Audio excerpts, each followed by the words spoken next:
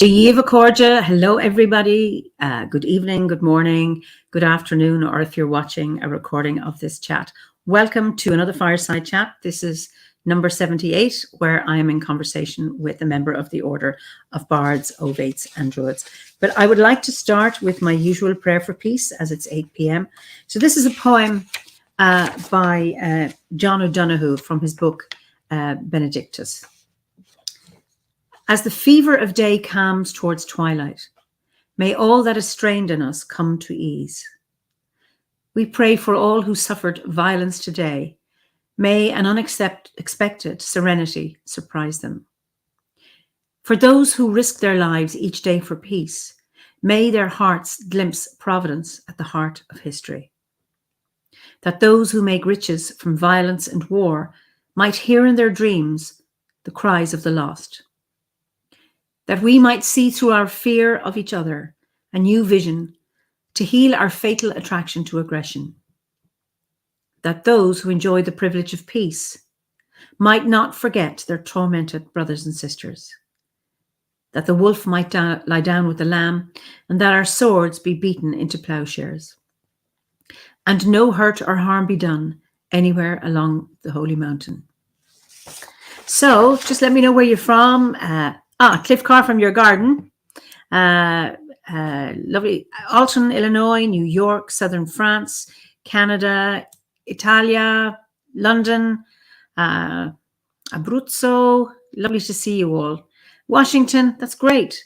Anyway, it's County Meath, great. Utah, nice to see a few Irish people here. Finally, sunny London. Julia, you must be happy. It's a bit dull today, but we're expecting rain tomorrow, but at least it's warm.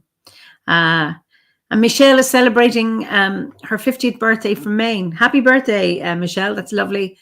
Tipperary, Ulster, Germany, Cornwall, Sweden, Northampton, Arlington, USA. Brilliant.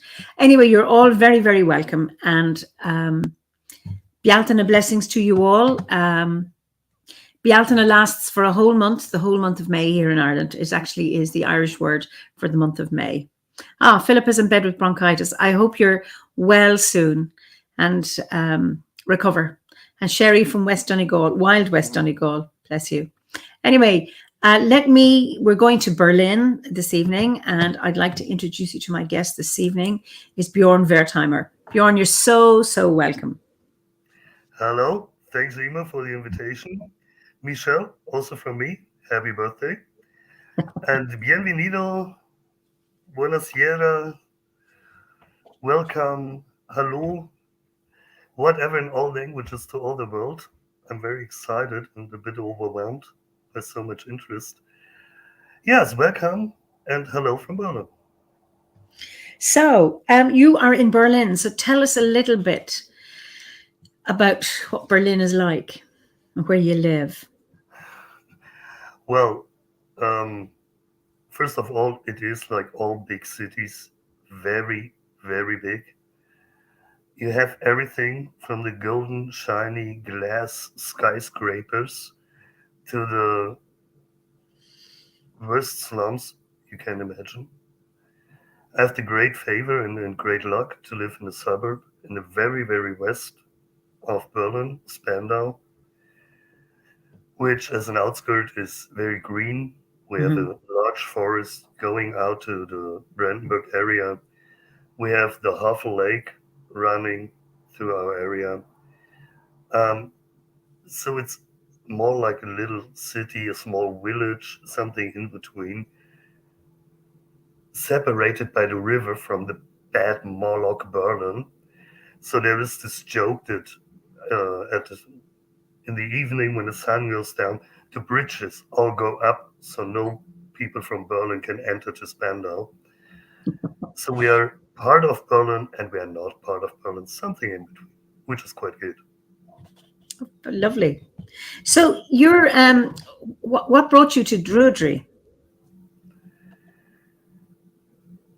Good question. What I guess the first thing that brought me to druidry was growing up as a child at the Baltic Sea with my mom and my grandparents. being there wandering through the dunes, having my mother telling me about the herbs and plants growing on the dunes. And if you have a bad throat, then you take this and make a tea out of it, and then you take this and this. I couldn't even remember the names. I remembered, oh yeah, this little white plant is good in the tea, this little green plant is good as something. And then my uncle died when I was 14. I grew up without my father, and this was a big shock. And it took me out of this innocent teenage Mhm. being just thinking about or from one day to another. And I asked myself some questions. And I found in the library of my mom a book written by Ross Nichols. Ah, I was 14. I tried to understand what was written in it. And I figured out, okay, in 30 or 50 years, you will try again. This is something for old men. And then I just traveled around on a spiritual search. And there is uh, the big luck to live in a big city. You have everything from a mhm. Buddhist temple to Catholic churches to weird witches, caverns. And I just started to drop around. I learned to meditate in the Buddhist temple, but I found out, well, Buddhism isn't so much my thing. I met some Hare Krishnas, which was really interesting. And since this day, I really know how to cook vegetarian, or since this time, but it also wasn't quite what I was searching for. And so I was always reading, looking. And when I met my wife, I told her, well, I'm something of a pagan, and I would say, with my connections to trees and into nature, I'm some kind of a druid. And there is this druid order, and one day when I'm old, I will join it. And then I had birthday, and her birthday present was the introductory package. And I was like, okay, now this is the kick in the butt you need. Now you really start with it. And then we went some month later, 1 month later, we went to Glastonbury for our honeymoon. It was the first weekend of June. And we had this weird plan in our head. Maybe we will meet a druid there. We won't know how to identify a druid, but maybe we will meet one there. And our hotel, our honeymoon hotel, was the G&P, the Georgian Pilgrims. Welcome, Pilgrim. So everyone familiar with Glastonbury will laugh out loud now. We were at the perfect spot at the perfect time. It took us, I guess, 24 hours to meet our first druid. Yeah, and then it all started. And that's 7 years ago now. A wonderful story. Beautiful. So, um, you're living in a city. So, and I know mentioned earlier, you describe yourself as an urban druid. What is it, or can you speak about urban druidry? And because I know, imagine many of our viewers live in cities, and I live in the country, and I just say I just love being out. It's just there. I'm looking at my garden right now. I just step out into nature. So, what is it like as an urban druid, and how does it work for you? To be honest, I never heard the word urban druid before I really got into working with other pagan groups, and especially with pagans living in the countryside. They always told me, how do you want to work in a pagan way, in a shamanic way, in a druid way, in a city of glass skyscrapers and slums? Then I thought about it, and it occurred to me all metropolitan areas, all big cities, Mhm. have their roots in very old settlements. Before, I never thought about it. As I said, I live here Hey, in Spandau for years now, for decades. I always had a forest right across the street, so to say.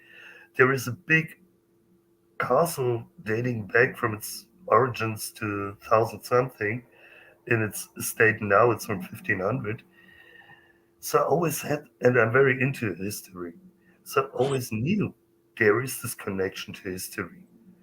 And where would people have celebrated feasts, prayed to gods for more or for longer time than in the Mhm. first settlements? They wouldn't have walked out of their tiny village into the forest where the bear, the wolf, and the I don't know what live to make a ritual there. No, they made it in their settlements. They made it here. When we go to the old city or old town, nearly every big city has an old town. Go there. Look for the oldest graves, for the Mhm. oldest stones. You will find most cities, Paris, Barcelona, London, Berlin, they all have a river crossing, at least one river. Why? Because rivers were eternal to life. And also the people, of course, pray to the rivers, to the river goddesses. Mhm. So just go down to the river. Even if this river doesn't look like a river anymore, and it's a canal now, but it's still the same river. It's a river where for thousands of years people went down to pray. So urban druidry to me, first of all, is finding the connection to this very ancient part of history. Where do you come from? Mhm. And by this, just hand in hand, you will get your connection to the ancestors. You will find out how the land looked like 1,000 years ago. And you will see the pole holes in the plaster if you have a nice archaeologist living in the city. Or you will see some markings where the old town wall was.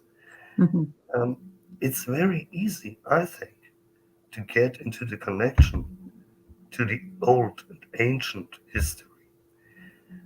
And when you have this connection, then you will find the oldest tree in your city. And you will find this little tiny space where the river is as it was before. Mhm. And you will find step by step more into the history of your place. And to me, nowadays, I would say it's easier to find 1,000-year-old history in a big city than in a tiny village in the countryside.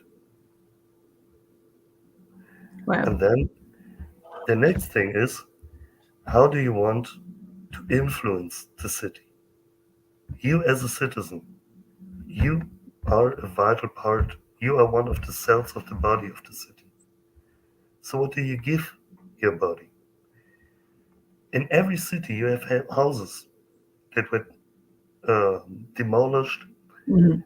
and for years, nothing will happen on this little space. Go there with some seed bombs.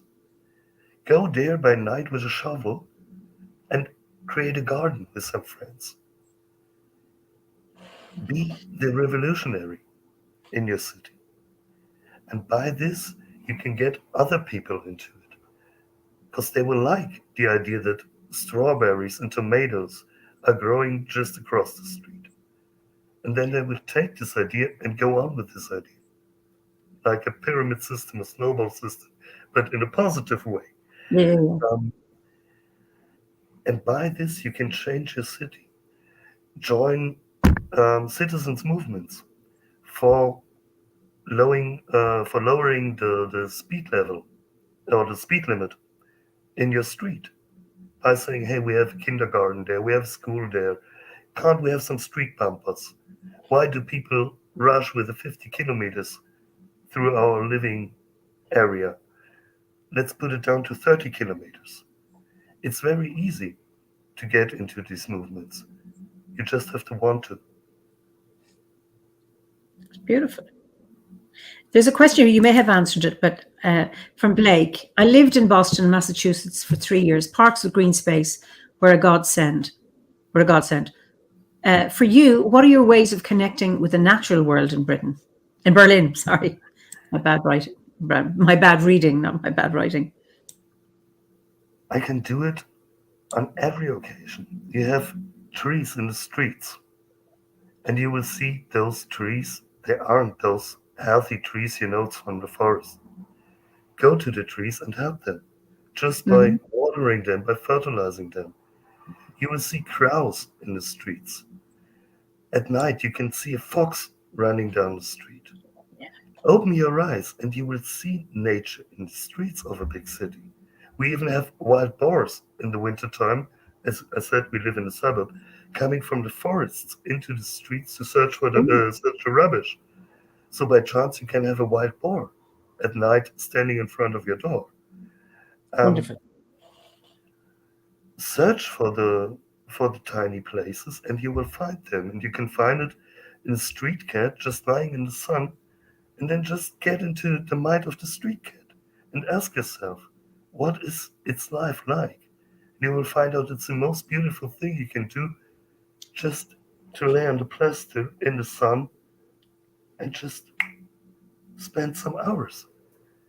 And there you have so much, so many little tiny sparks. You just Yeah, have to yeah. see. Wow.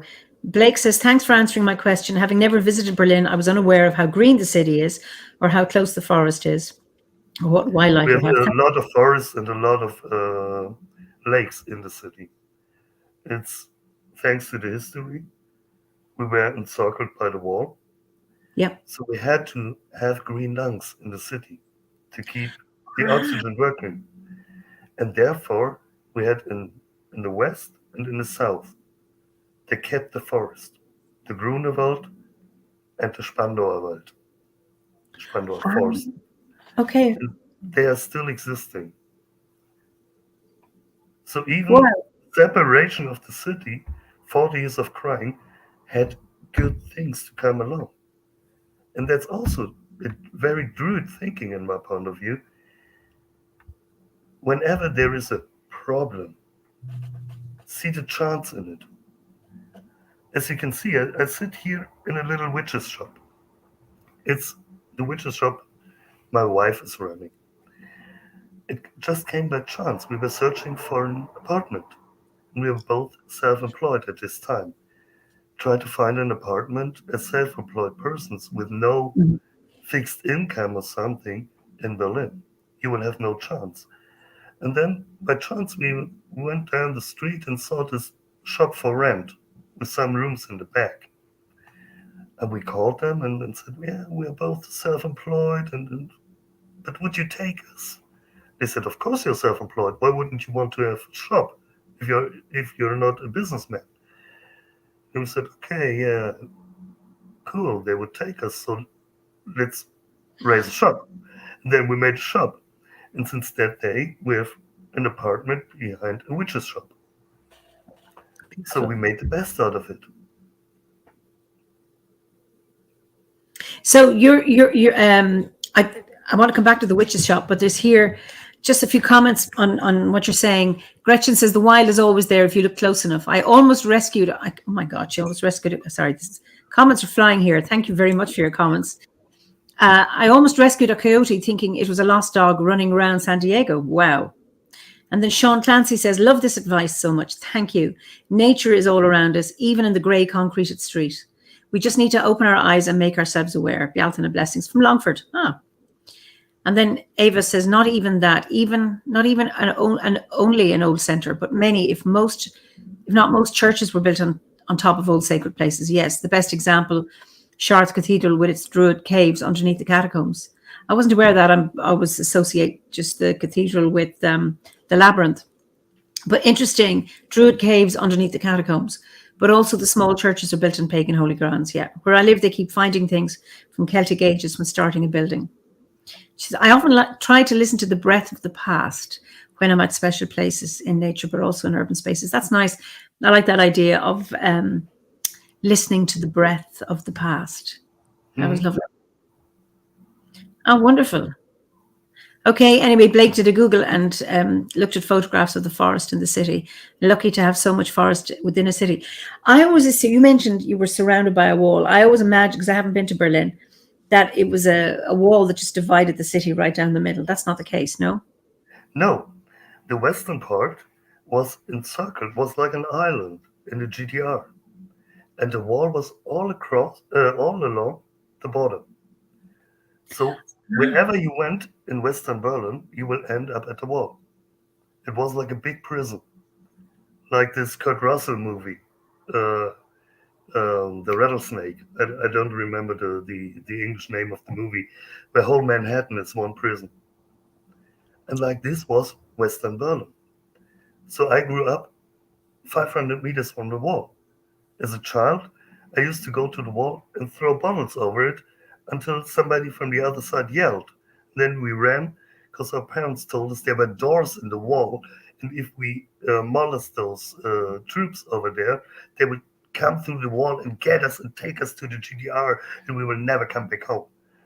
So it was Wow. our excitement as kids to throw bottles as much as we could find. And we were fast and bicycling whenever they yelled. Um, Um, so, so you're completely surrounded. So did you have yeah, kind of a border to get out of Berlin, yeah. West Berlin, There to were get into Germany? there were three gateways in the wall, and you weren't allowed to leave one of those three lanes running through the GDR. So it was really like living in a prison. Three ways out, one to the north, one to the west, one to the south. You may not or you must not leave the road. And when you come to the next border, you can move freely. Oh, I had no idea what that was like. Just in my mind, it was just a straight wall. Okay, wow. And on the other hand, in this time, Berlin was still conquered. So you had troops, military, all over. It was a usual thing for me as a child to see soldiers walking down the streets. We had barracks just 2 streets away, British barracks. So it was usual that in the morning there were the troops marching out, British and in the troop. evening, yeah, they were marching back into their barracks. And wherever you went in Berlin, you saw people with arms. American soldiers, French soldiers. My grandfather, he was a he served in the Foreign Legion, and he Okay. worked here for the French army. It was, I would say that 20% of the people from Western Berlin were directly or indirectly working for the British, American, or French troops. Yeah, The and Cold Julia, War was very touchable in Berlin for a young child. I'm a 79er, so when the wall came down, I was 11 years old. I remember the whole thing. wow. And Julia says, wow, I always thought it was the eastern side of the wall that couldn't go anywhere, not the west. That's what I did. That is just No, fascinating. you see, you could every Eastern could go east to Poland, south to Czechia, Hungary was no problem. But Western Berlin was a tiny little island in the middle of the GDR. You couldn't go Wow. anywhere without entering or traveling through the GDR. Wow. Well, Eva disagrees, but in the West Berlin, you were not prisoners, you were free. Eastern Berliners were prisoners. As a child, and I'm speaking of Childhood my experience. experience as a child, to Yeah. me, I felt like being in a prison because wherever I wanted to go, there was this wall. I couldn't go any further than maybe 20 kilometers. And whenever I wanted to leave my city, it was a big thing to get all the papers. You had to travel through checkpoints. You had to wait there. You were examined. Your whole car was examined. It took hours to get through the checkpoints. You always had to have your passport with you because we were Okay. under war law in Berlin. If you Wow. wouldn't have had your passport with you, it was legal to shoot you. Okay. So, yeah, of course, I know this thing that all the people in the GDR were prisoners. On one hand, yes. On the other hand, there were a lot of things in the GDR, especially when it comes to youth, programs for the youth, that we in Western Germany dreamed of. So there were just very few rehearsal rooms for children or for youngsters in Western Germany. The whole sporting scene, of course, there is a big dark chapter about the GDR sporting and doping and stuff.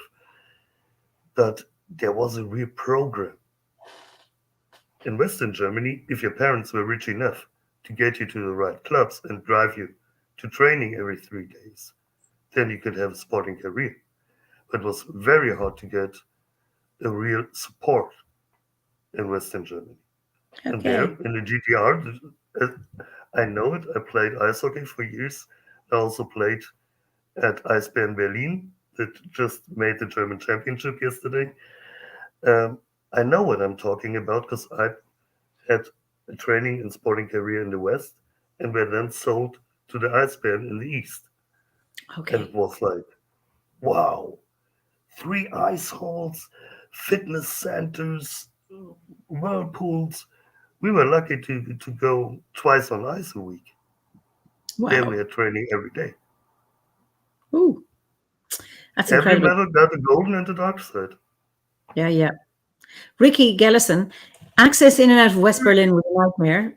Yeah, and he said, well, certainly when I might have been attempted when I was in HM Forces, even to visit other barracks officially. Okay. Gabby wants you to put up your website. Do you have a website? Yeah, it's phoebeshexenstube.com. I will Oh send my you the link goodness. later and we can put it in the comment section, I would say. You're not able, okay, yes. You can Oh, type it in. wait, we have a chat here, I see. If you can put it in under all. I hope I get it right now.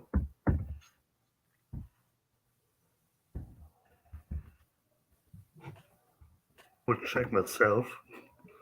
Because as I said, the shop is mostly run by my wife. And so she's the one to do all the work, to be honest.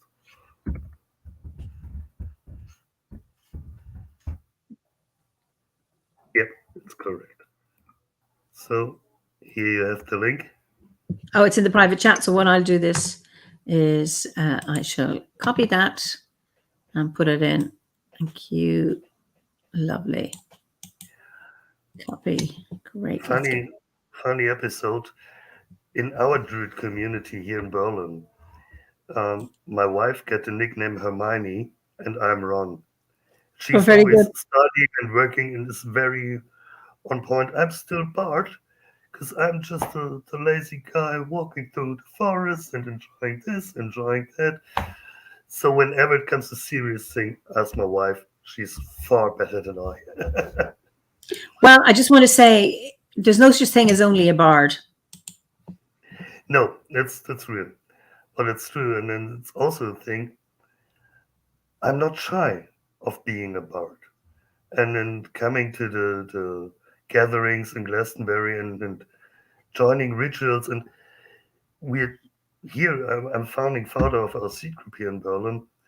And we did rituals. And in those rituals, of course, I'm doing the druid role or the element or whatever.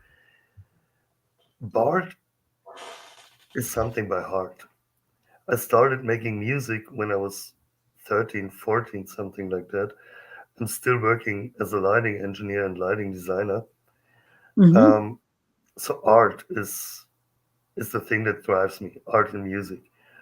And so, of course, I know about herbs. Of course, I know about energies and stuff Mm-hmm. and stuff and stuff. But when I feel fine by being a bard, why hurry? One day there will be this moment where everything in myself will be crying, now get yourself down and write your summary. Yeah, then I will do it. But it just didn't happen till today. Well, it took me 7 years. So if that's I'm in my 7th year now, so okay. It'll take it for everybody. It takes its own time, and that's what it does. It'll And happen. especially, I think, especially when it comes to spirituality, you can't push yourself, you can't force things. Just find your pace and then go it. It's a long way. It's a marathon. It's not a sprint. So take your time Mhm. if you want to really come healthy to the end. Yeah, beautiful. Um, you mentioned now you write poetry. You write. Yeah, You're a sometimes. musician. Um, do you have a poem for us? Yes, I thought a lot. I thought for a very long time, what poem do I want to present? And as I said before, we had our honeymoon in Glastonbury, Yeah.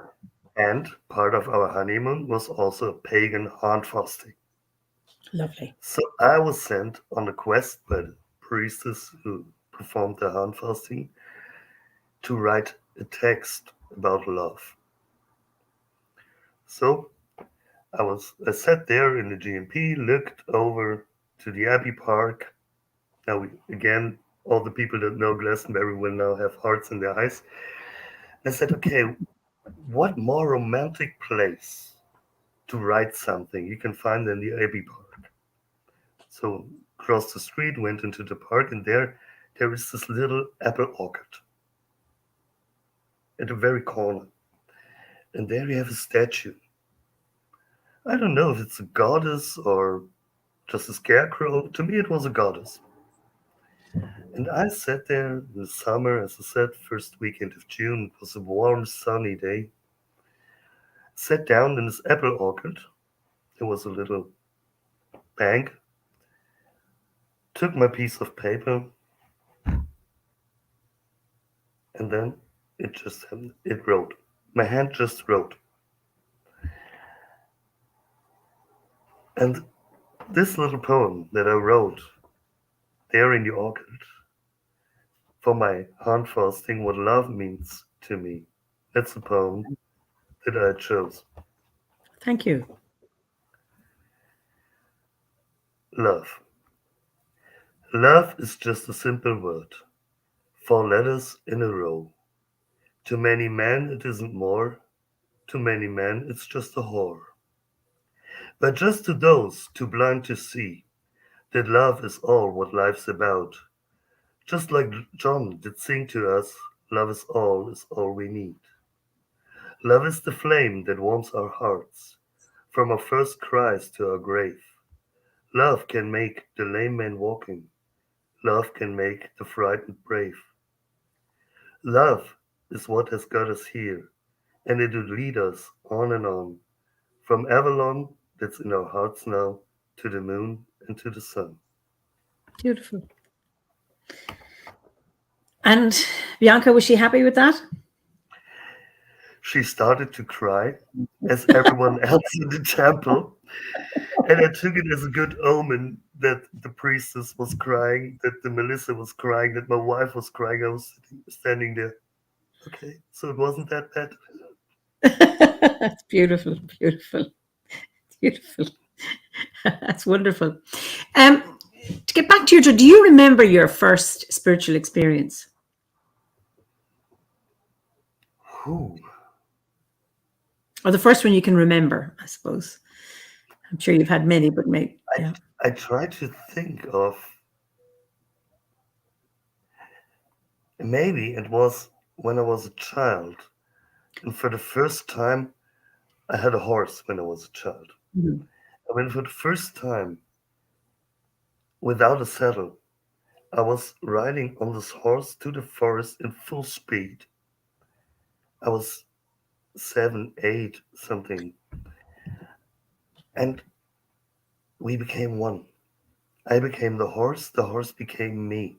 Maybe this was the first, without me knowing it, but the first spiritual moment. Um, then I remember I was on tour in 2006. I did rituals for myself, little tiny rituals in the forest, as nearly every teenager does. But then in 2006, I had the occasion to tour the UK with a rock band. And we had a travel day in the south, and there was this street sign saying Stonehenge. I looked at our driver and I was like, we're not in a hurry, no? What do you think of going to Stonehenge? It was quite late in the afternoon, so we called the band in the bus in the front. What do you think of going to Stonehenge? They were like, yeah, why not? But it's a bit late now. So we came to this parking, and this time there was the parking lot right across the street, and you just hit this tunnel. They were looking at us coming with a big truck and a van. Like, no, no way, you can't park here and it's way too late. And we started discussing, like, oh, we're on tour. And then the door opened and the band came out. One of the guards was a very big fan of the singer. And he looked at me. This isn't X Epsilon. Yes, he is. The singer from here. Guys, take your time. And we sat there. The sun went down. One of the band members had a guitar with him. And I remember this singer teaching me a song of the band on the acoustic guitar in the middle of Stonehenge. It was my first time visiting Stonehenge, far before visiting Stonehenge with the OBOD. It was very funny to me from on my first tour with the OBOD to Stonehenge. And they told me, oh, we are so excited. We may enter the stones. Nobody is allowed to enter the stones. I sat there, well, I was there 10 years ago playing guitar. And this was really a spiritual moment because we realized this is something out of time and we totally got lost. And then the sun went down, it was dark night, and then the guard came and, yeah, guys, I really love you, but please, you really have to leave now. And we were like, oh, it didn't happen, no? We didn't spend 4 hours in Stonehenge just playing guitar. So maybe this was one of the first druid spiritual experiences. But as I said, when I was in this Buddhist temple we have here in Poland, run by monks from Salem, or Sri Lanka as we call it in German, and they asked me just to help them by decorating the temple, because I was a stage engineer at this time, so I could better work with the drill than the monk. Okay. And they really loved my decoration, and then took me to a meditation. Said, now we teach you how to meditate. And I sat there with some Buddhist monks teaching me how to meditate. I was 17, 18, something like that. And of course, this overwhelmed me. As you said, there are so many points. I would say, yeah, maybe this was the first, or maybe this was, I can't say it. And I guess everyone, if they're searching really their lives, looking at this question, I guess everyone would say, well, no, there was one thing more before. There was one thing more before. And they would trace it back to some point in the childhood. And the other things are just the flashing fireworks.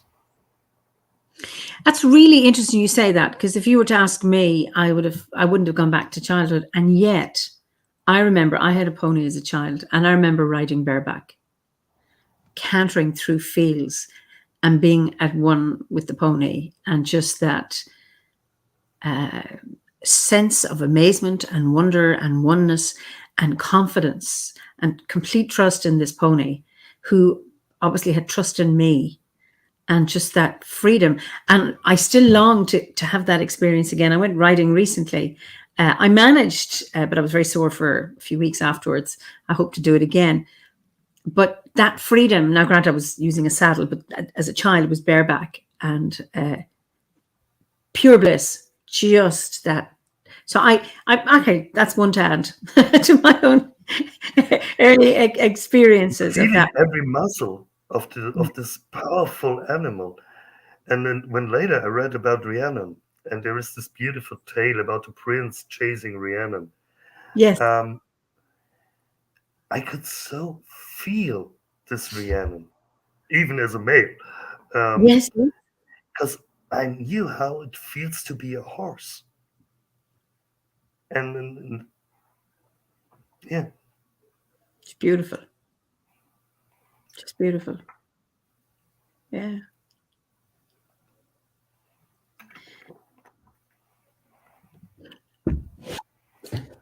So you composed that poem before when you were just joined the order. So it, for your work, I mean, I know you're big into you're big into heavy metal, yes, punk. heavy So metal punk crossover, this whole violent and dark and bad music. To be honest, I would ask everyone, go to a big heavy metal festival and then talk to those long-haired, leather-wearing beardy guys. You will find out 90% of them are just big teddy bears trying to have a big armor to not show how fragile they are inside. If you want to look for a babysitter, go to a heavy metal festival. You will find the perfect babysitter there.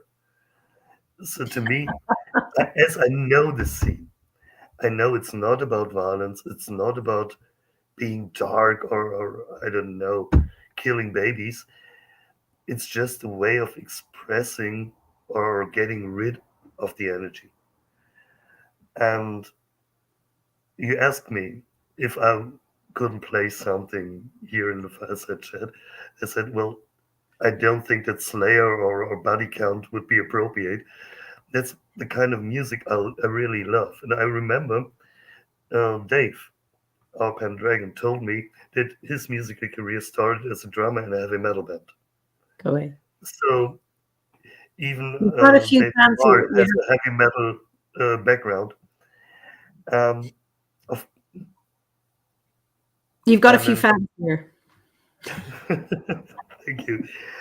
Um, so to me, being peaceful on one hand and balance and harmony and listening to Motorhead isn't something that doesn't go along. Totally the opposite. It works perfectly. Well, here I'm a metalhead, a bit middle-aged lady who rocks to Iron Maiden and Avenged Sevenfold. It's all about the energy. Okay, sorry, but my husband is a third grade teacher and a drummer in a heavy metal band. You can be both. Makes me wish I liked that kind of music. I'm with you, Amanda. Um, it's just so you're getting. This is from Jean or Jean. Hello, my friends from the French Alps. Thanks for sharing your experience from a heavy metal drummer.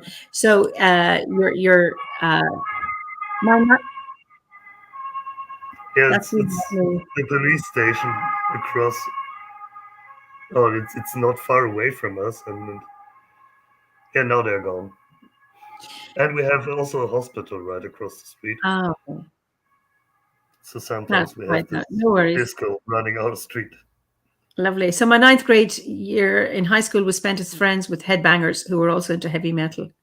Um, so Lumber Gretchen says this is to go back to horses are so amazing and our partnership with them is truly incredible. The jousters I used to work with treated their horses like big dogs, wrestling with them, just being part of the herd. Just astonishing. Wow, that's really interesting. And then Amanda says, love that too. The oneness with the horse, its legs become yours and for a moment you're transported into another time space. Sharing an experience is one. That's exactly it. So we've got horse fans and punk and headbangers. It's interesting when you suggest, if you're looking for a babysitter, go to a rock band. I thought, is that that there's such lullabies that you can take the child with you and be. Think of the most beautiful. Or you get a punk to be your babysitter. Well, I didn't say go to a punk concert. I love punk and Heavy I metal. love punks, Heavy but I metal. said go to heavy metal. Because remember, the most beautiful ballads and most powerful love songs are written by heavy metal bands. They can be very, very soft. And when you know how to treat an acoustic guitar, you know how to treat a baby. I would Okay, say I take your point. Yeah, absolutely. Yes. Who's your favorite heavy metal band? Motorhead, Foo Fighters. Well, Foo Fighters is not really heavy metal, but Probot, one project of Dave Grohl, is quite metal. I love Iron Maiden. I saw them a couple of times. Lamb of God, Slayer, Body Count, when we came to the X over crossover. And then, of course, the music of my youth, like Rage Against the Machine, all this grungy metal stuff. But when it comes to heavy metal, it's mostly things like Slayer, Sepultura, so really powerful stuff. Well, Julia says Metallica. Nothing else matters, and More Than Words by Inks. So there you are. So that's just wonderful. The ballad section. And Nirvana. Are they? Yeah. So I tend to be softer, though I'm open, but Heavy metal wouldn't exist without blues, without Little Richard, without the Rolling yeah. Stones, without Jimi Hendrix. And if you want to play this kind of music, you should have listened to all this. Of course, I also love the Doors or this whole 60s music. But when I came home from work after a 15-hour shift or 10-hour shift, just put my headphones on, Slayer Boom, boom, Full boom. Limit, and just shoot the head away. Well, Pat Booker, listen to it. Rage Against the Machine is her alarm clock. She wakes up every morning to Killing in the Name of. Oh, nice start for the day. And Gav Hines Prodigy says, Firestarter is also very good to wake up. I wake up to harp music. I'm so sad and pathetic. I would gentle, love, a gentle, just easing into the day out of my sleep. But to be and honest, my alarm clock is the sound of birds. That he's takes me softening. always 2 minutes to realize that these are the artificial birds from my alarm clock. So when I really have to get up, it's Rammstein. Rammstein, Okay, for example, of course, is a German. I worked for Rammstein sometime, a couple of times. Not all of it, but a big part of the music of Rammstein is something that I really like. oh, okay, it's brilliant. Gav Hines says Phil Taylor, Motorhead drummer, is buried in his town, and he went to his grave the other Oh, week. So it's Filthy the Animal, Fast yeah. Filthy. So Fawn has some beautiful songs. Means nothing to me. More pagan metal. It would appeal to you. Okay. Okay. My alarm is Led Zeppelin. Now I like I Stairway to Heaven. Takes away my woe. Somebody says that. Do they fall into the category of heavy metal? Led Zeppelin is the founding father of heavy metal, Okay, I was and afraid to without say songs that. like how it's called not innocent but immigrant song. To me, this da-da-dum, da-da-dum, this is one of the founding riffs of metal, and you can break down heavy metal to Cream, to Led Zeppelin, Black Sabbath, of course, Deep Purple. That's the root for heavy metal in my point of view. Well, Stairway to Heaven, I forgave Led Zeppelin, and I used to tease my son. I'd say, I like Led. He's a very nice man. It's not a man, it's a band. So but I do. I even tried to, I thought I'd learn it on the harp, but it doesn't work on the harp. But anyway, and I'm not good enough. But it's really interesting. There's lots of, oh, he's talking about Phil. It says Filthy Phil on his grave, and I'm a little teddy bear. I don't swear. Okay. Immigrant song about the Vikings. Yes, you're getting lots of response here. So Stephanie says, and I don't know, isn't Stairway to Heaven about Lord of the Rings? No, I wouldn't say so. No, I always understood Stairway to Heaven. It's about drugs, hard drugs, and the positive and negative effect of drugs, that they can take you wherever you want to go, but they are also taking you to the grave. To me, it was always the description of a drug trip. But as I'm a German, I sit there with a dictionary to translate songs. Um, I have no idea, but I don't think that Stairway to Heaven is something has something to do with a lot of the lyrics. It's interesting. I couldn't answer that question at all because what I liked about the song is not the lyrics. I don't hear lyrics. I hear the melody. Mhm. And it's that's what I hear, and that's what will transport me. Funny my thing dad- about Stairway to Heaven, it's one of the songs that are banned in guitar shops. You're gonna be thrown out of the guitar shop when you start playing Stairway to Heaven. Same thing with Smoke on the Water, because everyone does, and so you're banned. Oh, I'm just going to bring us back to horses. Sandy says, who's in Tintagel. A stone circle near me has a white mare who runs wild on the moors. I call her Rhiannon, as when we cast a circle, she will appear with a lot of other moor ponies, but will wait until the circle is uncast before she enters or leads the other ponies into it. Wow. It's beautiful. That's something, isn't it? Beautiful. Thank you, Sandy. That's really, really nice. Just quite magic.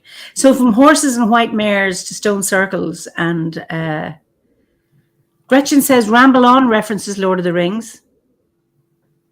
Okay, if that might help. And Pat tried to learn Stairway to Heaven on the ukulele, but it's not the same. On the ukulele. Oh, I bought a double neck guitar just to learn it. To have this possibility to change. So performing it on just 4 strings instead of 18 strings. Wow, it's brave. It's really brave. Oh, great. So Lindsay says it's also about money and how it's not the root of happiness. Okay. Okay, that's wonderful. All right. It's an interesting conversation. I wasn't expecting this, from mares to heavy metal to and what is it? She says, and now 7 Nation Army will get you thrown out of guitar shops. It's great. Yep. So brilliant.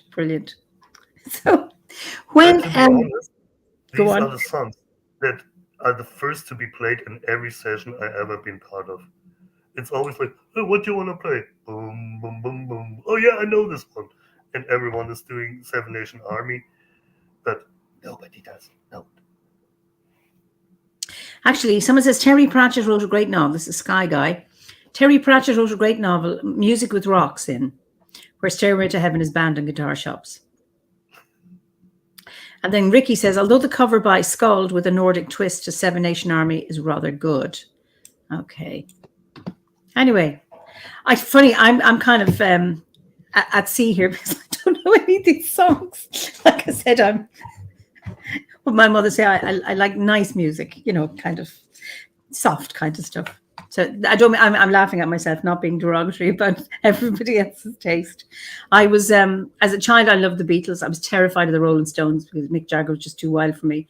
Not now, but as when I was younger, it was like Beatles were like boys next door and they sang nice songs. And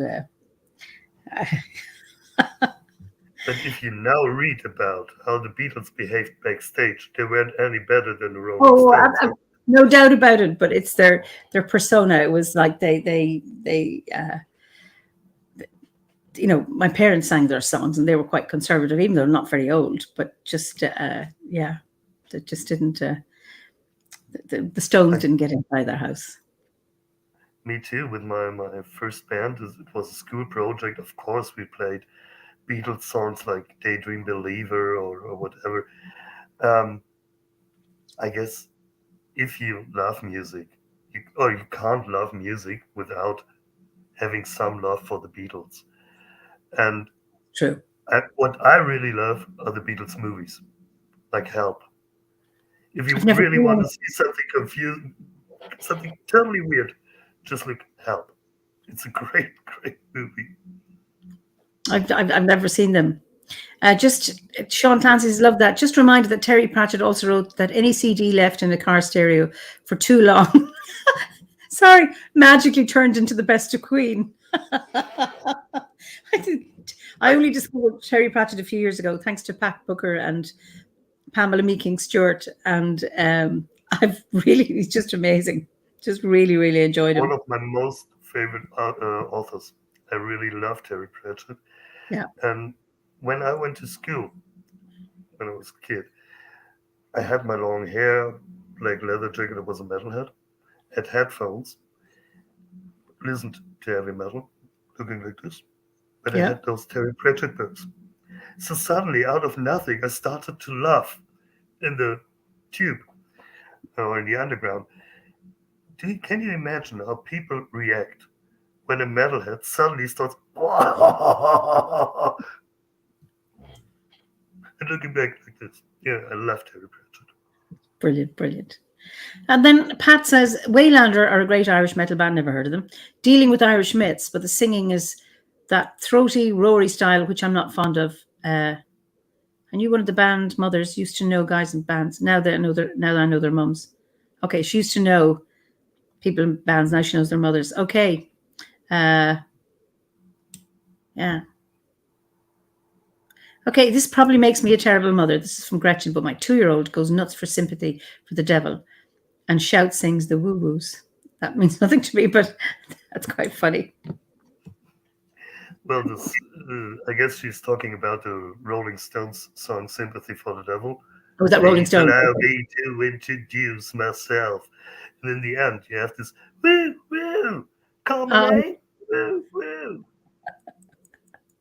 Oh, brilliant, brilliant, brilliant. So Pat says she misses Terry Pratchett, but grateful to still have Neil. Is it Gaiman or Gaiman? Okay. And Freddie mentions Good Omens. Brilliant. So when for you has druidry supported you?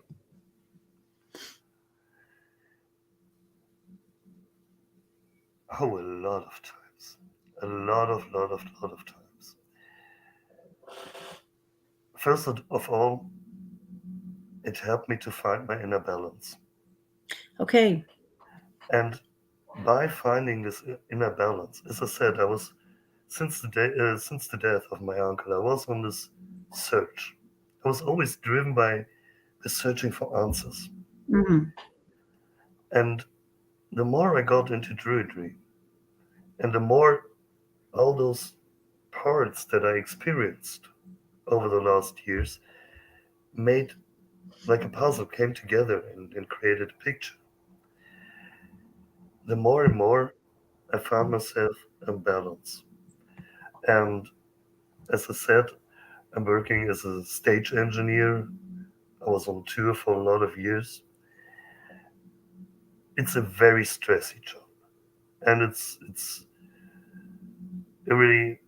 not this 9 to 5, but you're always under power. You're always giving the best, and to have this possibility to just by breathing in, going to your happy place, to your druid grove, or doing these 3 breathings, and in 30 seconds, you're totally down to earth, you're cooled. And yes, okay, the track is delayed by 2 hours. Who cares? Why running mad around? It won't help us. It won't make the truck driver faster. So it can help you a lot, or it helps me a lot in my everyday work, just to keep cool, to keep in balance.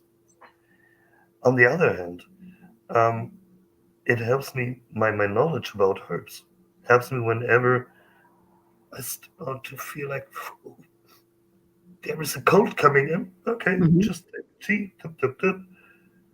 I'm not the one to be sick, to be not on the job, and the whole concert has to be cancelled because the technician isn't available. So it's the easy things on one hand, and on the other hand, it helped me dealing with the big questions of life and death. It helped me to help other people. We had this thing with a former girlfriend of mine who committed suicide 3 years ago. And it was a big shock for everyone in our circle. There's a lot of people who we knew each other for 15 to 20 years. Uh-huh. And there again, druidry helped me to help the others. Just to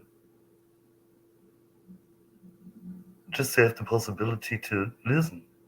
For example, you don't try to give answers. Don't speak.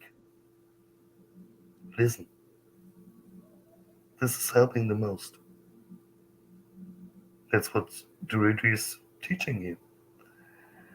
And also understanding life in a better way, or understanding the life that brought you here. A lot of people say, oh, I made a terrible mistake, and if I could change my life, I would. No, why? Everything you did, every mistake. I love this picture of a crossroad. Mm-hmm. You would come to crossroads nearly every day. You can go one way or the other.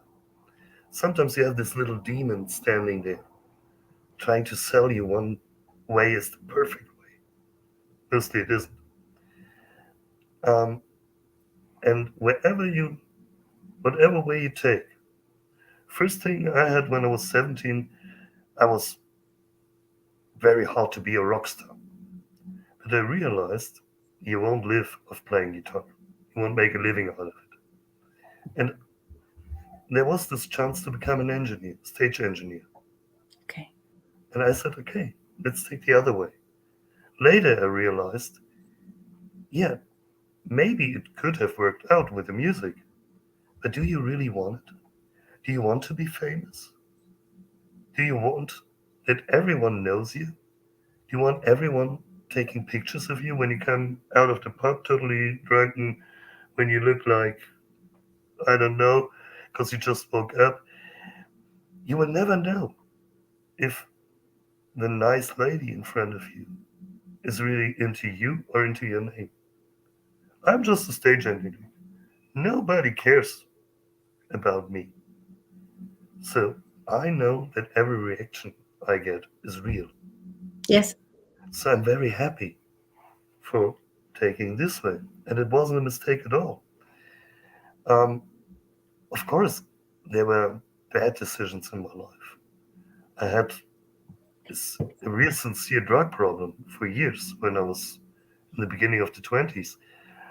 Um, but dealing with this, getting over this by myself, made me so strong that I was never ever afraid again of things.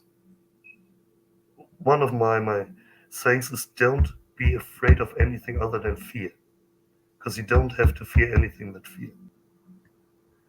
And of course, I lost some years, but I experienced life from the very bottom. And still today, where I'm fine, I have a good job, my wife got a good job, we have a good life, I still love the little things. And I can be happy about a little tiny butterfly just flying around. I don't need a big Mercedes Benz. I just need a car where I can put my guitar in and get from A to B. I don't need fancy dresses or anything. I just need something to keep me warm. I don't need the best restaurants every day. No, I love to cook by myself. I learned it as I had a little money. So I had to learn how to cook. And I prefer my own food because I know what's in there. And I know nobody spit into the pot. Um, um, so be thankful for everything that happens in your life. Because in the end, it makes you the guy or the girl you are today. And when you can look in the mirror in the morning and say, whoa, you're ugly, but I love you, then everything's right and everything is fine. And just try to love the person you see in the mirror. Try to accept this person. And that's druidry to me. Sandy Coombs says, very wise words. I truly believe when It's when you hit rock bottom, you find yourself on solid ground. Yes, exactly. And you will find out who's really a friend. You will find out what life is about. And you will see you won't need very much to be happy. Yeah. And when you're on solid ground, you don't need a shovel. You can go up. Yep. You don't have to dig deeper. And every shovel of mud they're putting on you is just helping you if you dance on it. Oh no, I like that. If people shit on you, you can stand on it. Great. Yep. Brilliant. Amanda says, I think when we face our undoing and choose, there's not much externally that can intimidate us. When we face our own depths, I'm not sure there's much more out there, more powerful than what lives within us. Absolutely. I like that idea. There's nothing more powerful out there than what's within. And I think holding on to that is I think, really, really important. Michelle says, wise and lovely words. Yeah, absolutely. So, what has been your greatest achievement? You may have spoken about that, but I'm just interested, or what is it you're most proud of in terms of your life? To have a 17-year-old son, Oh, being never arrested by the police, never ever had serious problems with anything, so like alcohol, drugs, or something. He was on his way to make a good life, to go to university. He's just in his last years in college. Um, I would say that's the only thing that I'm proud of, because he is the product of the education of his mother and of my part. And it turned out to be good. wonderful. And he's a guy where I can say I have total belief in him. I know he's nice to animals, he's nice to other people. He's not laughing about handicapped or poor persons. He's just an easy guy who loves to help out. And yeah, with this, I achieved more, I guess, than you can ask for. I think one of the hardest achievements is to be a decent parent and to bring up a child, and for them to become, good, And he's decent adults. still, and he's still with the 17 years old. Every evening when he goes to bed, he still comes to the living room and says, "Yeah, I'm going to bed, and Daddy, I love you." Oh, it's sweet. And to have a 17-year-old guy telling you, "I love you," I guess Beautiful. that's heartwarming every night or every evening. Absolutely. That's wonderful. Well done. And what's the most reckless thing you've done? Okay, you've mentioned a few things, but I'm just saying, what is the most reckless thing you've done? Well, yeah, unfortunately, there are a lot. As I said, I had serious problems with drugs, and in this time, I wasn't a nice guy after all. Uh-huh. And I hang out with guys that were nice, and you will come or you will find yourself little by little, but you will wake up one day in a world when you have this spiritual thinking inside, somewhere deep inside you. You will find yourself looking in the mirror and saying, "No, I see a monster." And I was in a scene, yeah, we felt like gangsters at this time. We called ourselves gangsters. And we did things that were really against the law, hardly against the law. And there was also violence included, and violence towards weaker persons.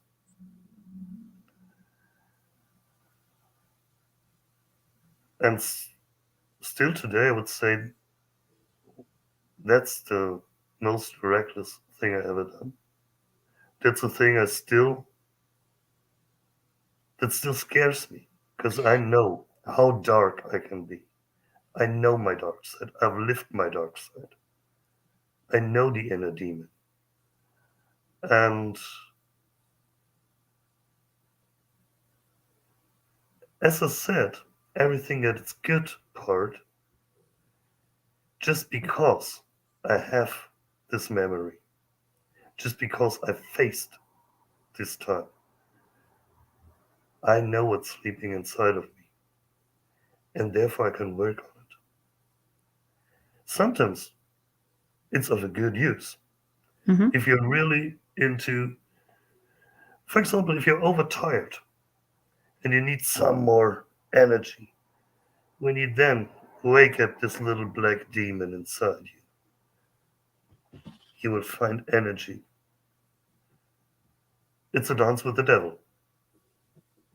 Um, but I know what's sleeping inside of me, and I can have an eye on it. And I can warn other people when I see them going on ways that I know that will lead you to the rock bottom. And therefore, even if I'm everything but not proud of it, if there is the thing, if I could turn back time, would I change it? No, because it was also the dark experiences are important experiences. Everyone has a dark side and a light side. And pretending I'm just love and light will burn you out. And you will be heartily smashed into your demon. Be aware of your demon Yep. and live with it. There's some questions from our viewers here, and one that I have is what got you to turn around from that place of drug use, violence, all of that? What was it This, that? this very moment when there was someone obviously weaker that oh, I, to be honest, that I slapped hardly into the face. Because we were told that he robbed us. Later, it turned out this person was innocent. It Okay. was one of our own guys who robbed us. And this was this moment when I stood in front of the mirror and said, no, you are not Björn or Carlos or whatever. You are a monster. You are a demon. You nearly beat up an innocent, weaker person.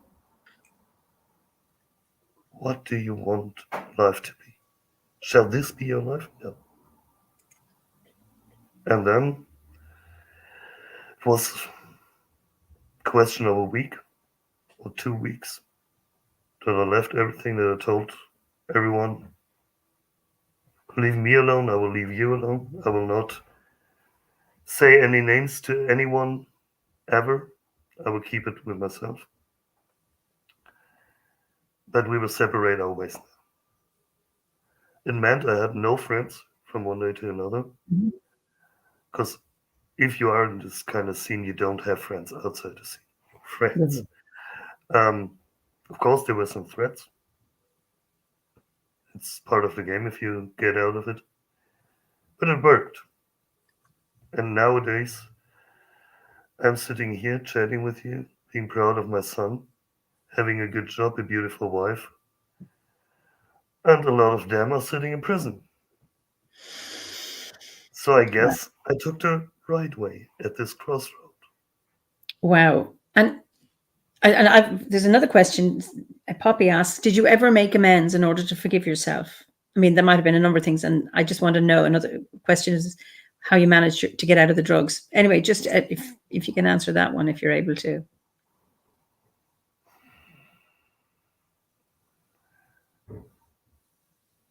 What happened, happened.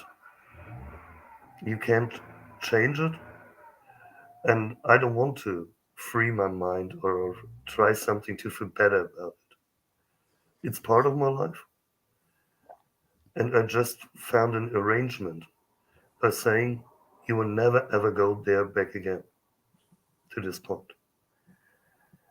Um, I never managed to see this guy again, so I could never ask for an excuse eye by eye. Um, but I know, I heard it later, that as it came out that he was innocent, um, he was he was also part of the scene. So he wasn't and just innocent. He was just innocent in this case, and he was given um, some reparation. How to say it in English? Reparation. Reparation, and he was fine in the end with it. Okay.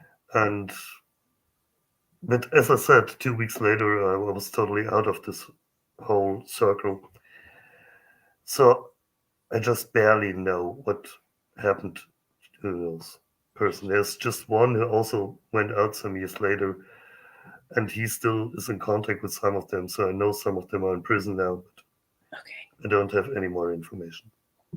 So how did you stop your drug taking? I mean, you said you were seriously in. I mean, were you addicted or were you still managing? How Yes. did you just go from obviously being a regular drug user to not, with no supports, with no friends? How did you manage to do this? Just stop it. Wow. I went to Cuba for 2 weeks, and I knew that on Cuba, if they get you with drugs, you will go to a Cuban prison, and you don't want to be inside a Cuban prison. So I went down there with nothing in my pocket. And if you make it to not take anything for 2 weeks, then it's just your head. It's not your body anymore. And then you just have to fight your head. And thanks to years and years and years of sports and training and discipline, I know how to fight my head. Wow. But I'm still fighting my head. It's 20 years ago now. But when I come to a place, to a club or something, and I smelled that somebody smoked cocaine. I was a cocaine smoker, which is close to crack. Wow. When I have this smell in my nose, I immediately want to vomit. Okay. So it's really like, um, so you won't get it out of yourself. Never. If you were once addicted, you will still have the scar, and you will always be in danger. But as long as you keep this in mind and go through life open-eyed, I guess it's quite a good way to deal with it. But it was just my way. Everyone, I guess, has to find its own way, and whoever has problems, go and search for help. It's not the end of the 90s anymore. You can speak up if you have problems nowadays. There are a lot of therapy centers, there are voluntary things, anonymous things. Go and search for help. And there's always a way out. Yes. Sean says, it takes such incredible strength to be able to face that dark time, those devil dances, and to grow from it, work on it, and not pass it to the next generation. You're an absolute parenting inspiration. Cheers. Thank you. Yeah. So it's, I've not heard this described quite this way before. It's absolutely lovely. It's from Amanda. Full integration. Pat says, people who pretend they're just love and light bring out my dark side. The ones I've known have been selfish and egocentric to a toxic extent. What strength of character? So many young men can't escape the grip of gangs. And Stephanie said, sometimes that evil can bring out our brightest light. It's a hard road to lift yourself out of it. It's very inspiring to hear stories like yours, Björn. Thank you. And Sandy says, acceptance of what you are and have done are really good building blocks for your future. You can relate to others who have similar experiences and help them. It's very hard to turn your life around. Please be proud of yourself, how you are now, and will be in the future. Thank you. And it's interesting, Pat says a lot of prisons expect people to express shame in order to get remission of sentence, but actually staying with shame for too long is debilitating. It keeps people trapped at the level of their actions. Can you comment on that? Yes, because shame will always be like a rock on your shoulder. To say, I did things wrong, and these things aren't things that you can be proud of, doesn't mean you have for the rest of your life to carry this heavy stone around your neck. It's necessary to face it, to be honest about it, and to not try to make it somehow not that bad and I had my reason. Don't fool around. It was bullshit and it will stay bullshit for the rest of your life. But your life, every day, every second, you can restart your life by just one decision.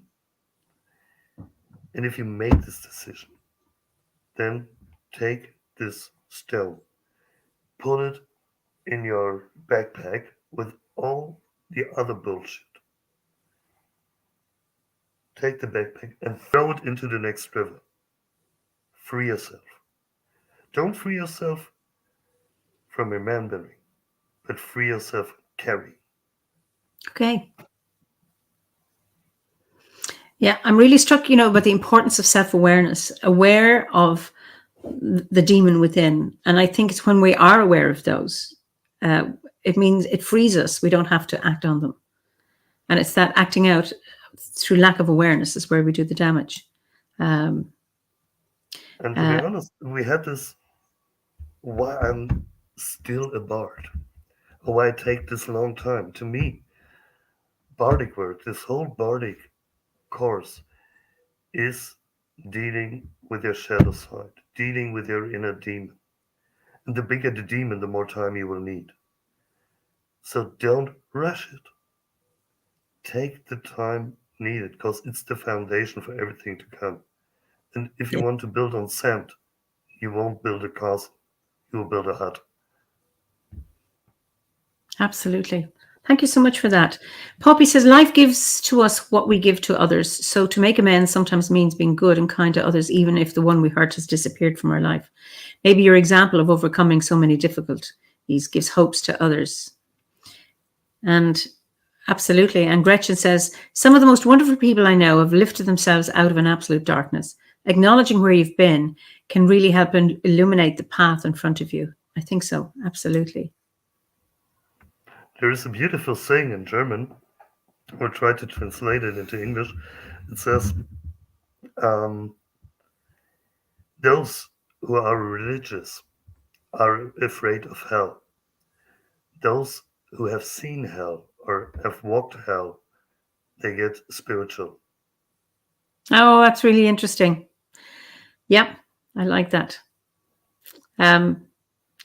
Pat says, you're not your worst action. You're a brave man, Bjorn, and wise. And then Gretchen says, be a beacon for those looking for a way forward is just as important. And that's when she's talking about illuminating the path in front of you by acknowledging where you've been. Absolutely. And then Michelle says, I love it. Don't free yourself from remembering, free yourself from carrying. Very wise. And shame is one of the most humbling teacher. I could write many volumes of the spiraling depth of shame. We must cast off our self-imposed shackles of guilt. We must relearn to fall in love with ourselves all over again. Couldn't agree with you more, Salve. Couldn't agree with you more. Absolutely. And I suppose, just with our conversation, you're such an example of that. And just, it's very reassuring to hear you speak in that way. I mean, I've worked in the areas of addictions and nobody was talking like that. It was shame, guilt. I mean, I think you have to acknowledge it, but there was something around, you chose to look at yourself. Nobody pushed you into it. So it came from within. You took a good look at yourself in the mirror, realize the monster that's there and say, I'm done with this. This is not the person I want to be. Where often with some centers around addiction is about humiliation and pain and And which I think you may feel shame and guilt. Absolutely. It's the thing about not staying with it, because guilt can actually motivate you to do something, or so can shame. It's when it becomes toxic and that you are stuck with it for the rest of your life, then that's what the problem. So I think you're a great example of coming out of that and not letting it go. And things like not forgetting, but it's about not holding on to it. Yeah. Because everything else would be a lie. Yeah. Of course, you can go to another town, you can change your name, you can color your or dye your hair or whatever. But in the very end, and let's be honest, we're a spiritual community. We all know that on our last day, with our last breath, we will face everything again. It's your question. No, it's the question everyone should ask himself. What kind of movie do I want to see? Yeah. Because you're the director. And of course, every movie has its drama. Every movie got its scary points, horror points, splatter. I don't know. For people who served in the army, they've seen things far worse than I've ever seen. A friend of mine was what's called a field doctor in Afghanistan. Yeah. I know what he saw. He told me. And he will have this picture with him for the rest of his life. So it's on him. If in this very last moment he will just see the horror and the splatter, or will he see beautiful moments that came after? So get over your PTSD, get over your addiction, get over your self-hate, your self-shame, everything, because that's the only way to make the movie a good movie. And that's how I try to live.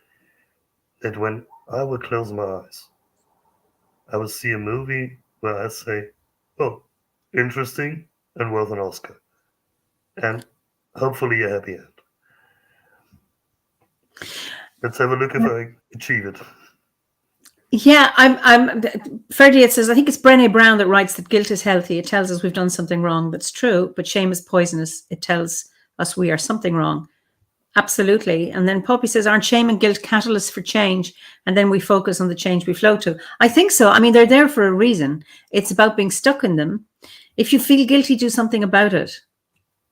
Yep. And if you have a choice to do something, and if it's going to make you feel guilty, then don't do it. Or Exactly. I remember in my own therapy years ago, I was struggling about saying no to a significant person in my life, and I could never say no. And I was always saying yes when I really wanted to say no. And my therapist said, well, what happens if you say no? I said, well, the sky will fall in. And then she said, well, okay, well, I'd be guilty. And she said, well, why not say no, stew in the guilt, and it'll pass.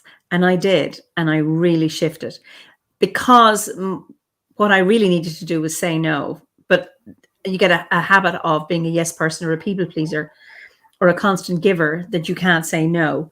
And once I did, it was very, very freeing.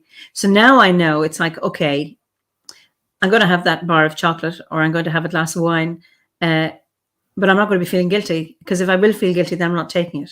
You know, you can still have choices as well.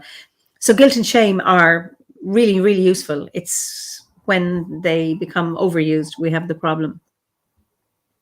Yes. And when they are used as a weapon against you. Ah. So a lot of people are just on for finding points where they can put you down, and mostly those people trying this and trying to put you down by your own shame, because once a drug addicted, always a drug addicted, once violent, always violent. They do it because of the lack of arguments. Yes. They don't find anything actual they can use against you. They see you and they say, I have to find something. So let's dig somewhere in his past. I will find something just because they are impressed by you, because they are afraid of you. They try to put you down Yeah. because they have no real argument. There's no meat on the bone for Mhm. whatever they criticize you. They have nothing. So they try to put you down over this shame and guilt thing. Whenever someone tries to put you down, remember he's trying to put you down to make himself bigger. That's right. That's right. Yeah, yeah. So how small must somebody be to put someone else down? And especially a lot of men love to put down women, tell them, yeah, you're just a woman. Of course, you can't know this. You're not good enough. This whole gender gap thing. Yeah, because most men are afraid of women. And have this in mind whenever the next guy is trying to push you down. He's just afraid of you. Adrian says a true warrior knows that he is capable of extreme violence, but chooses not to. Absolutely. There is this beautiful saying, it's better to be a warrior in a garden than a gardener in a wall. Oh, yes, absolutely. Yes. Tim says, for me, shame and guilt is about remembering what you did and living in remorse. Knowing what you did, how you were, means you can make change and live another life. That is so true. Yeah. I think that's very much in keeping with what you've been saying. Yes. And use your past as your fertilizer. As you mentioned, Adrian. Um, Adrian, his whole life is now helping people out of addictions. This is Adrian Rook. Yeah. Yeah. What made him being this person? Because he knows what he was talking or what he's talking about, because he lived through it. So when you have the experience that you came or you made it over an addiction, and you don't have a lot of people then sit there in a new world and have no idea what to do with their new strength, their new freedom, their new powers, then start working as a therapist. It's the best thing you can do because you know what you're talking about. Mm. Because the Absolutely. bird can teach other birds to fly, and you Yes. are a bird. Yes. That's absolutely wonderful. Do you have you mentioned your breathing that helps you. Do you have a daily practice? Not really, because I don't want druidry to become a routine. Okay. Um, I want to keep it as something special that I do on special occasions with special thinking, a special mindset. I take my time. Okay. Funny thing, before I work somehow spiritual or druidry like, I have a shower. To me, it's very important by showering, washing away all the day, everything, all those thoughts. Huh? Yeah. Um, and then I can concentrate, get myself down, get in the right mindset, and do something. Um, I don't want Duri to be my morning coffee. Okay. It's still something special to me. It's something sacred, holy, and therefore I don't want to have a daily routine. Maybe it will change in 2, 3, 5 years. I don't know. Um, but this is as I'm feeling now. Well, with the beauty of druidry, or for ours, is within the order, is that you practice it as you see fit for you. There's no rules and Mm. regulations. We don't talk about holy druids and all of that. How many rituals do you do a day? Nobody's interested in that. It's about how you find meaning in your own life and how it supports you. And that's one thing, because here in Berlin we are very deep into this interreligious dialogue and work a lot with other pagan groups. I don't want to put anyone down, but I met a lot of pagans that told me, oh, I couldn't be a Christian because it's all what this book says. But, so I'm in my coven, and my high priestess, she knows totally what I have to think, what I have to eat, what I have to do, what I have to. I'm sitting there, yeah, you change one book for another. Right. And I'm not a pagan to change one book for another.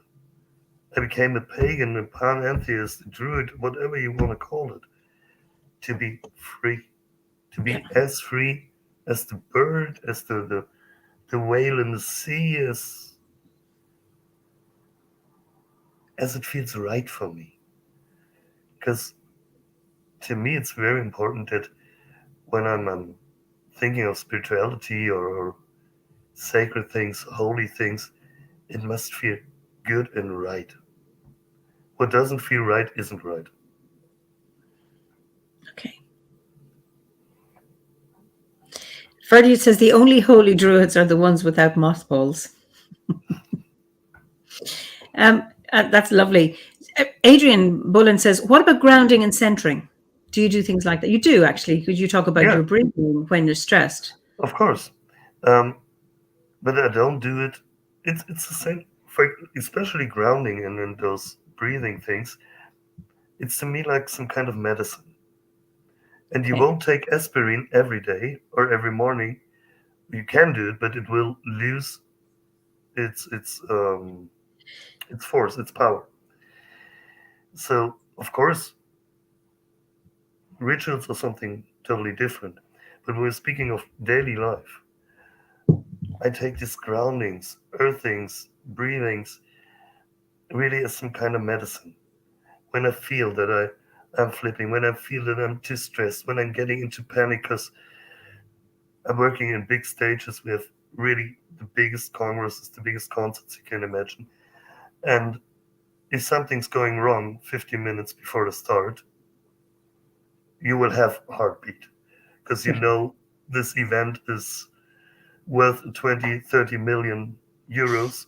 And you're the one who's in charge to make it happen. And you will have a lot of problems if it doesn't happen. So when I'm standing there and having this heartbeat, then there is just getting out of my shoes, feeling my feet on the ground. 3 breaths. Okay, now let's talk on, and now let's find a solution for the problem. So what interests me here is that, because what often happens is, and this is when I'm, in my work with, or there've been times myself, I'm running around like a headless chicken that I forget, or in the past, I'm much better at it now. Just breathe.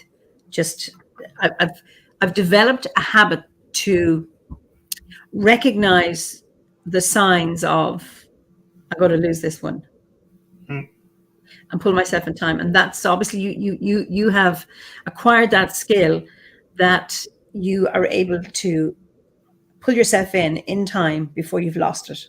Yeah. Am I correct? Yeah. But there needs a bit of practice beforehand, or that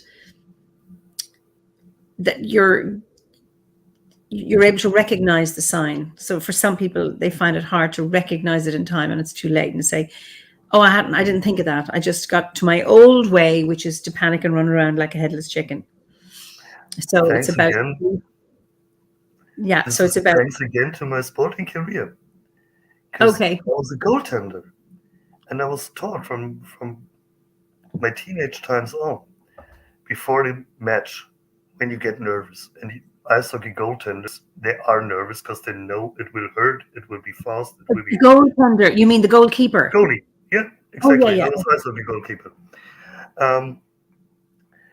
And you learn that you breathe before the match, and you breathe yourself down. And when it comes to the penalty, that everyone loves when it's 1-on-1, there is the winger, the center, and you stand there in your goal and you go like,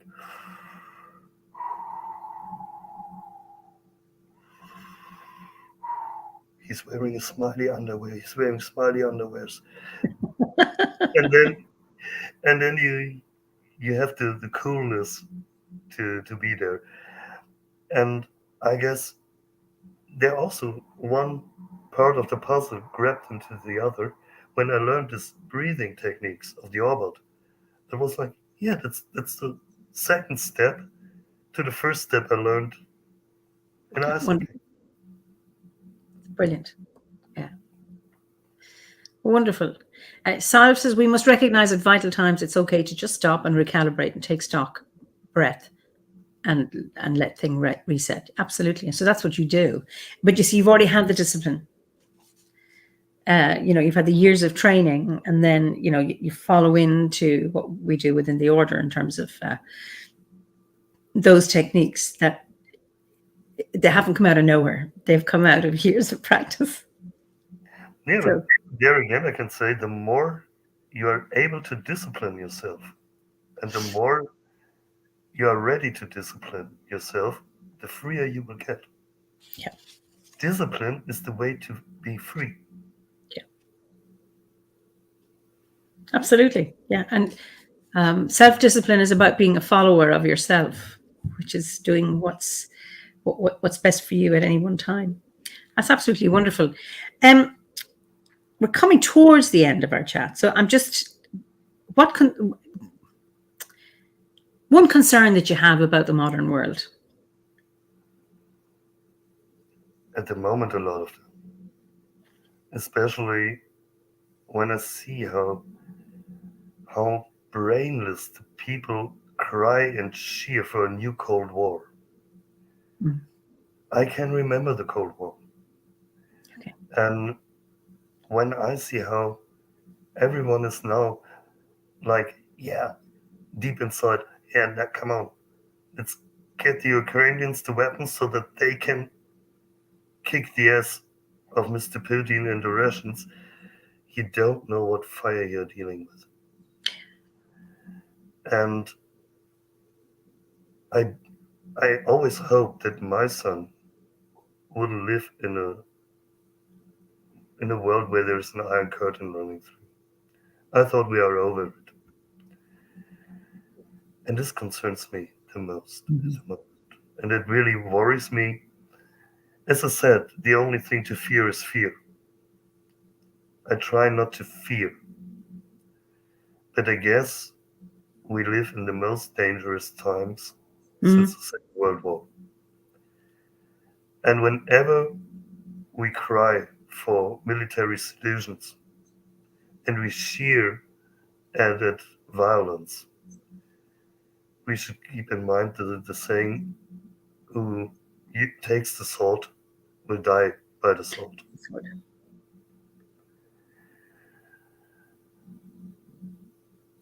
Everything else is handleable.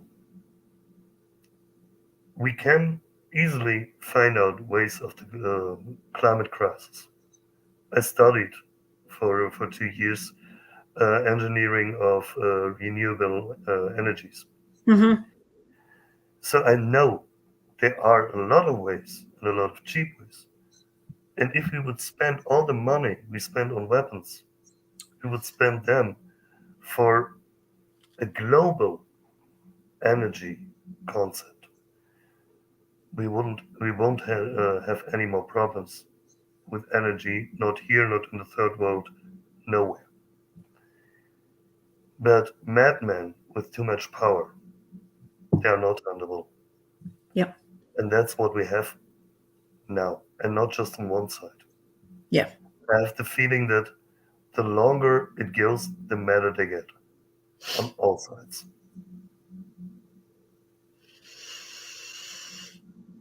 Wow. And do you have any hope for the future, the modern world? Yes, because so after every crisis, no matter what it was, life went on. And we wouldn't fly to the moon if we wouldn't have had the V2 bombing London.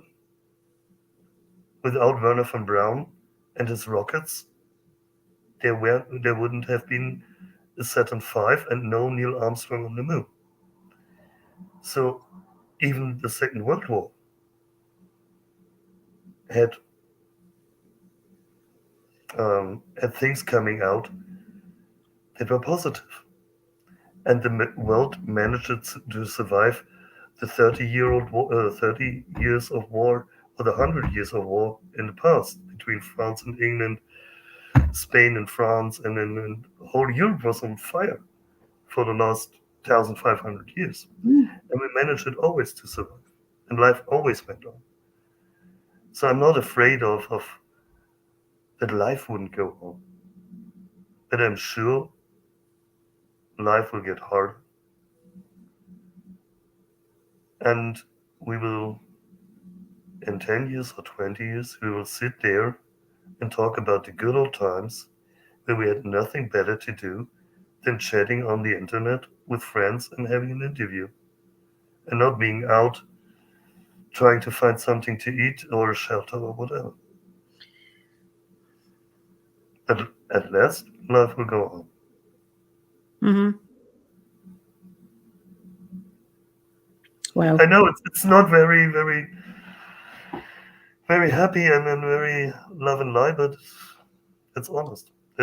I hope that tomorrow they will make a big peace contract, and that we will all dance hand in hand under the rainbow, and then the butterflies will be flying.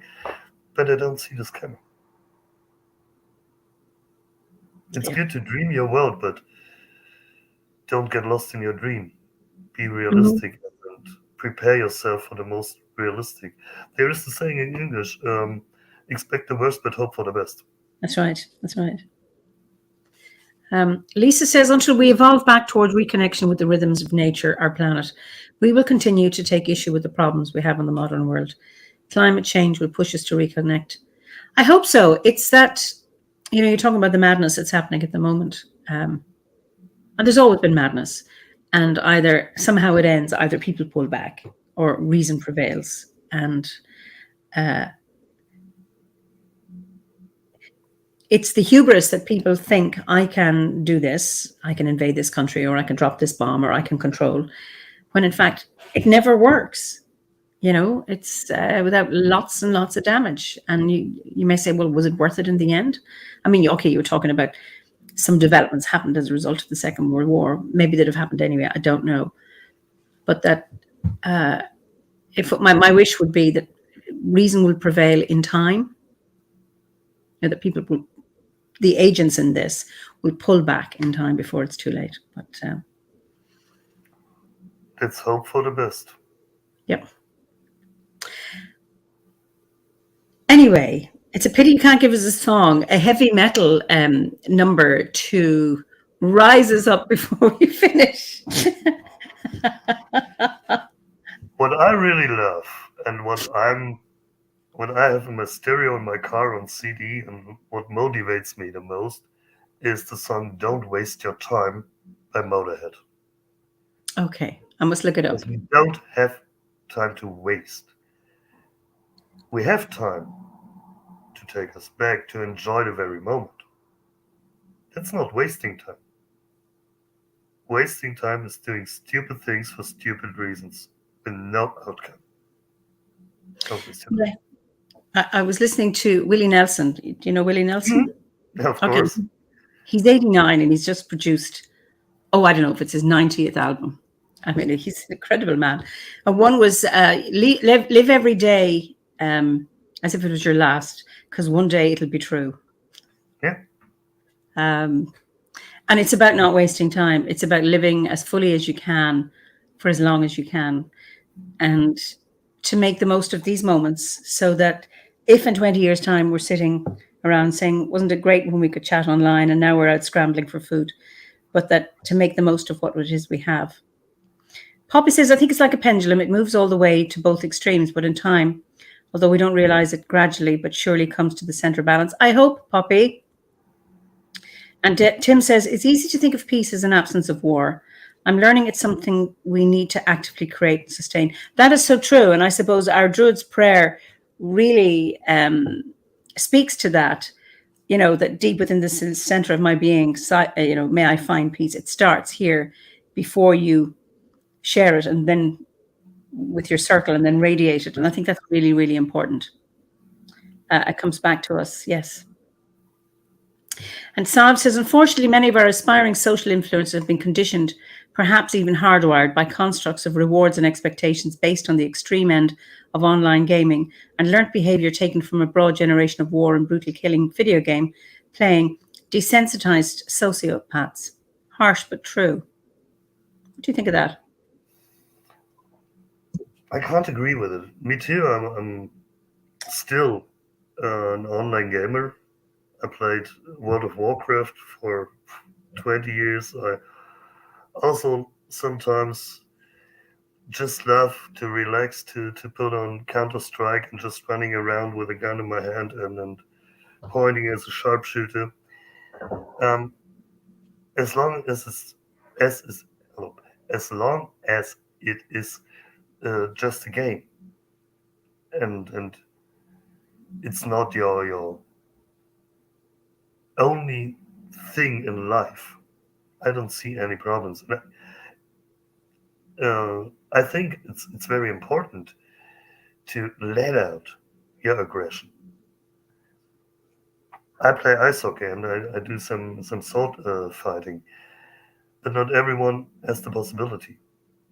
So I prefer people to shoot down some NPCs in a video game than beating up people. And to me, it's an urban legend that video gamers are psychopaths or killers. It all started with the Columbine massacre, but you had school shootings way before internet, way before video games.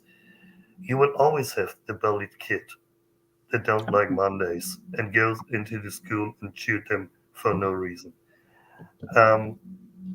But it's easier if society can blame the video game than society has to ask itself why it's making its youngsters mad. That's right. And to me, it's our society. It's the Yeah. permanent pushing, the permanent, you have to be the best in elementary school to get a good high school. You have to be the best in high school to get to a good college. You have to be the best in college to get to a good university. You have to be the best in university to get a good job. Get into the treadmill, run, run, run, run, run. You will never reach the carrot, but run, donkey, run. That's what makes people going mad, taking out a gun and shooting their boss. Mm-hmm.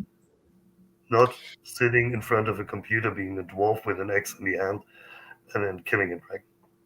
My point of view. Lindsay says she met her husband in World of Warcraft. My son was, I don't know if he still does, he's 23 now, but he spent his adolescence playing Counter-Strike and he was one of the best, so he told me. And he made friends from there and he's one of the gentlest guys I know. And Julia says, playing war games doesn't make people go to war. My kids find it a safe way to get rid of their aggression. Saba's come back. What does she say? Okay, she said she's majored on a thesis on this for years. But my observations are those of extreme end of the reality of hardline social introverts. Okay, but I know psychologically they've done research as well, so it probably depends on what your sample is. That I remember when I was in an undergrad in psychology, the study was on cartoons and aggression. Tom and Jerry fighting and Tom smashing Jerry, etc. Does that, and they talk. I mean, I think the conclusion was that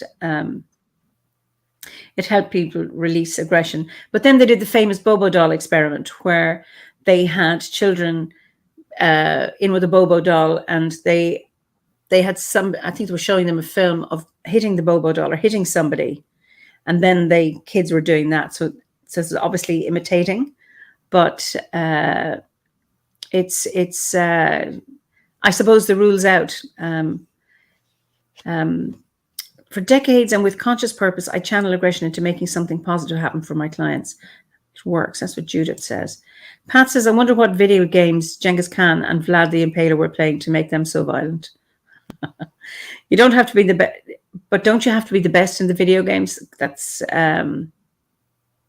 And someone says medications are causing it too. That would be interesting data to see, says Kylina. I don't know if that's how I'm pronouncing your name properly. I know more women than men that play. And then Verdi, it says they were spending way too much time looking at violent woodcuts instead of making their own entertainment. That's Verdi's response to Pat's question about Vlad and Mr. Khan. That's very, very funny. And then Lisa says, I agree. It's more having to do with generations of disconnection from the natural world and dysfunction social structures. Okay, so Salve is referring to the darkest games that are underground. Okay, so. Yeah, it's the same thing with the real dark satanic Norwegian black metal. I don't think the Norwegian black metal made the kids go out and burn the churches down. They were just stupid kids. In the Middle Age, or in the Middle Age, you blamed books for making people doing crazy things. You will always find something where you can put a blame on. Mostly it's just, in my point of view, and from my experience with violence, when you don't know what to say, then you start being violent. So teach the people to express their thinking. Teach the people not to be afraid to speak honestly about their feelings. As long as people can express themselves, Mm-hmm. I think they will not be violent. I think. Of course, there are other examples, but from my point of view, violence mostly comes from a conflict in communication or miscommunication. But you don't learn communication at school, Yeah, unfortunately. unfortunately, yes. Ricky has a very profound question. Do we blame the creators of Hungry Hippos for eating disorders? And then Pat personally says, yes, if it weren't for those bad hippo role models, I'd be slender and sylph-like. Okay. And then Stephanie says it's a controversial topic because of all of the diverse ways of living and thinking. There are extremists and everything. Absolutely. Some people do take it too far. Others play for the release and escapism. Art in any form is a great way to get emotions out of you, whether it's music, gaming, painting, reading. It should stay a safe space for each of us. I do think a lot of that, it comes down to frustration around life, unexpected, not enough love, unmet expectations. So you talk about that person trying to achieve, and the goalposts always shifting so that you never get what it is you've been promised or what it is you expect from life. And that can be really frustrating. Yeah, and what just came to my mind, what we also must not forget, when we look from the prehistoric view, um, it's not that man made the weapon, but the weapon made man. It was not the Homo sapiens or the Neanderthalensis who forged the first weapon out of a bone. It's far older. The ability to create weapons just made human life possible. This was the ticket to climb down from the tree, as we had no claws, no big teeth, no big fur, no strong muscles. Our ancestors, before the Homo sapiens age, they made a weapon. So the aggression is in the blood of the human being. If you look at cave Mm. paintings, you don't see a painting of people sitting around a campfire and singing Beatles songs. You will see people with spears in their hand, hunting, killing each other, fighting. Violence was always there. And it's a beautiful idea and a very romantic idea that humanity can get over violence. But we can't get over breathing, we can't get over drinking and eating. And I think, as a weapon created our species, we will never get fully over violence.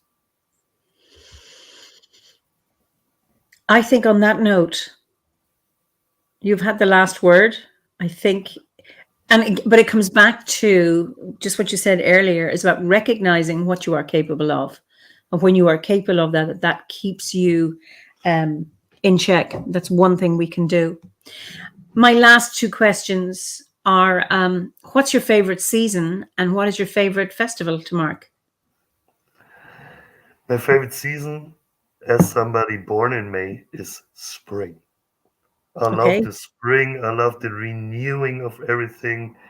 It's getting warm. I love asparagus. So it's my time of year, and strawberries.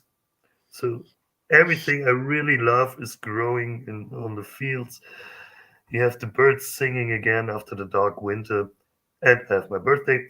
So it's perfect time of year since my childhood. And on the other hand, the feast I love most is Samhain. Okay. But I'm not a big fan of celebrating Samhain. Samhain is the day when I go to the graveyard where most of my family Okay. lies. And when I just sit there, mostly I have some, well, usually, that was the word I looked for. Usually I have some incense sticks with me. Yeah. And then I just put them on the grave, lit them, sit in front of the grave, and tell my uncle, my grandfather, all those who raised me, what happened in the last year.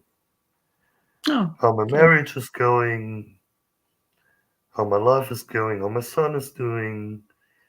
Um, to me, Samhain is a very private, a very intimate Okay. feast, and I love it.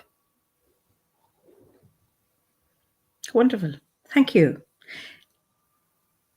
We've gone over our 2-hour mark, and it's just been an absolute joy talking to you. And judging by the comments here, people have enjoyed it and gotten really involved in the conversation. So I just want to thank you so much, Björn. And it's been, I had no idea where this was going. So Me either. It was a big, big honor. I have to say, I was really nervous and scared because I had no idea if I would have anything to tell the whole my little normal life. Um, it was great where it went to, and thank you, thank you, thank you again. And I can't wait to see you again in person. absolutely. And the funny thing is, when I did ask you, you said, "Oh, I don't think I'll have anything to say." But most of my guests say that, and it's just amazing what comes out. So it's been such a joy. So you can say goodnight, and I'm going to send you backstage, and then we can just talk, because we can look at the comments, the ones, because there've been so many. We'll look at those Okay. afterwards. So if you can say goodbye, and then I'll send you through the veil into the other world. Thanks everyone for joining us. Thank you for all the beautiful, beautiful reactions. And sleep well, dream well, gute Nacht, as we say in German, and Well, stay guten safe. Morgen, and guten Morgen to the Australians, and Yeah, and the New Zealanders, anyone in the Southern Hemisphere. Anyway, listen, I'll see you in a moment. So I'll just say goodbye to everybody. So, listen, thank you all for your wonderful comments. And of course, some of them were flying. So, as usual, we don't get to read all of them. But it has just been a really, really enjoyable one. And thank you for all of your contributions, as always. And I look forward to seeing you next week for another Fireside Chat. So, until then, good morning, good evening, good afternoon, and slán go fóill. Be well.